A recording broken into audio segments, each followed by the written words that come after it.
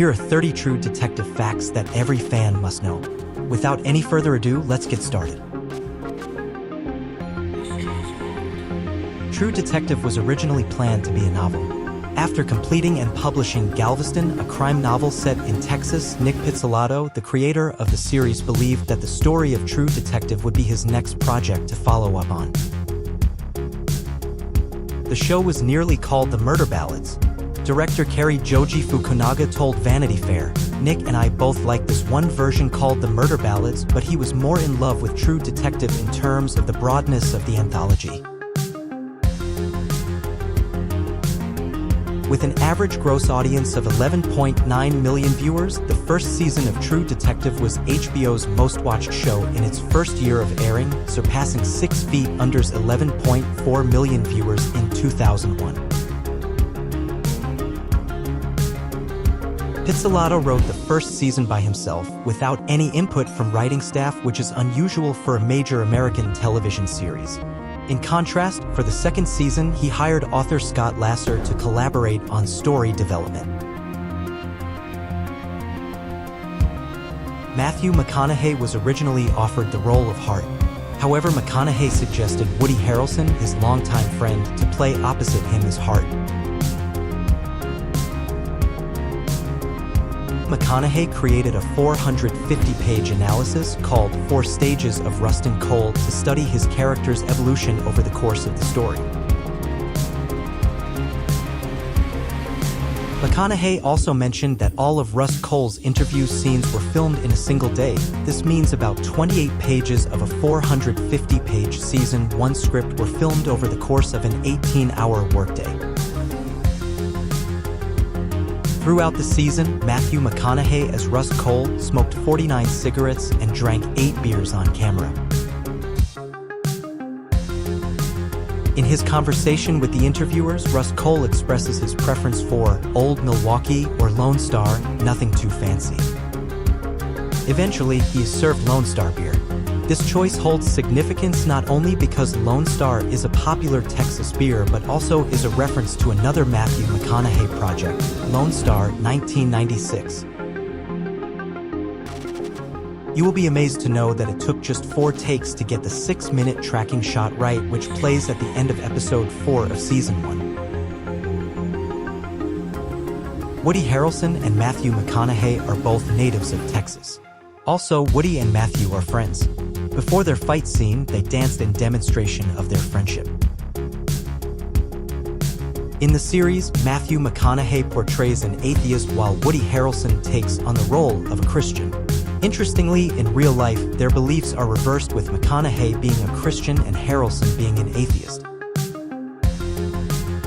Initially, Alexandra Daddario auditioned for the role of Beth. The demand from viewers to watch the final episode of Season 1 crashed HBO's online streaming service, HBO Go. Nick Pizzolatto considered an alternative conclusion for Season 1, envisioning a scenario where Marty and Rust remained within the maze and were never heard from again, but in the end, he decided to give them a happy ending. The second season takes place in the fictional city of Vinci, which is based on the corrupt city of Vernon. Also, both Vince Vaughn's father and son share the name Vernon. David Cronenberg was given the chance to direct the first episode of the second season, but turned it down as he felt the script was poor. The creators sought Christian Bale and Jessica Chastain for the main roles, yet both declined the offer because of the extensive time investment the show demanded. In Season 2, the title sequence features Leonard Cohen's song Nevermind, with slight variations in each episode. These alterations highlight different parts of the song's lyrics that may or may not relate to that specific episode. This differs from Season 1, where the title music remains consistently edited across all episodes. While the second season unfolds in California and features characters portrayed by Colin Farrell, Rachel McAdams, and Taylor Kitsch as Americans, it's notable that none of these actors are American themselves. Colin Farrell is Irish, while Rachel McAdams and Taylor Kitsch are both Canadians. Colin underwent a deliberate weight gain of 20 pounds to fully portray his character, Ray Velcoro. Rosario Dawson, Elizabeth Moss, Britt Marling, Una Chaplin, and Jamie Alexander were all contenders for the part of Detective Ani Bezerides. Kelly Riley and Abigail Spencer initially tried out for the role of Ani but ended up landing the parts of Jordan Semyon and Gina Brune instead. The two cars that Detective Ray Velcoro drove were Dodge Chargers. Due to difficulties understanding Colin Farrell's dialogue in drunk scenes, the second season had several reshoots. Vince Vaughn even cracked jokes about how it sounded like he was growling at a wall. HBO's programming president Michael Lombardo took the blame for the second season not being up to the mark. He admitted it was his mistake, particularly for hurrying Pizzolatto to replicate the triumph of season 1 within an impractical timeframe. Nick Pizzolatto didn't initially realize he was crafting a third season of True Detective when he began writing the narrative. Pizzolatto told Entertainment Weekly, "Once I was 40 pages in and I was starting to see how the puzzle would fit together, I was like, oh, this is a True Detective."